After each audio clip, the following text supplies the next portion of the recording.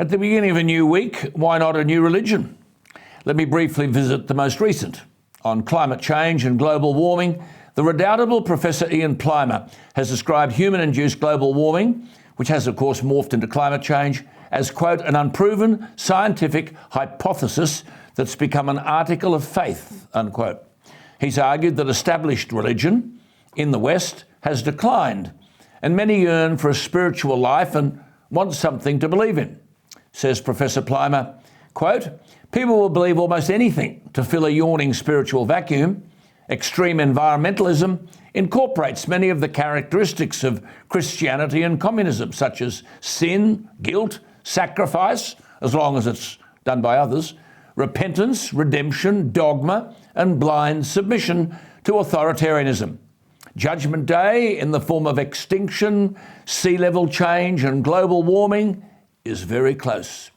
Says Professor Plimer, for the new religion, the planet's static, and any change must be because of human activity. As Professor Plimer says, just as the Roman Empire discovered, once the masses have embraced a new religion, the state must follow. Like many fundamentalist religions, he says, it attracts believers by announcing apocalyptic calamities unless we change our ways. Fear is bankable.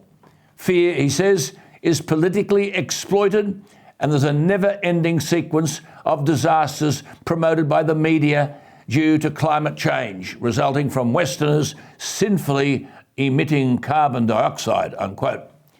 Yet, as Professor Plimer argues, natural disasters now kill, on average, 60,000 people a year. What's not stated is that hundreds of years ago, the figure was millions of people a year, despite the smaller population.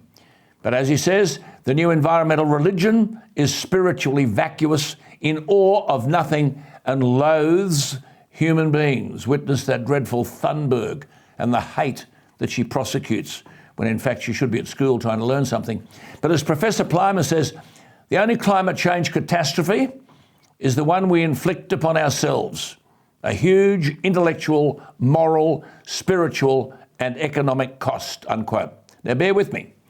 The late science fiction writer Michael Crichton has talked about climate change as the religion of choice for urban atheists, unquote.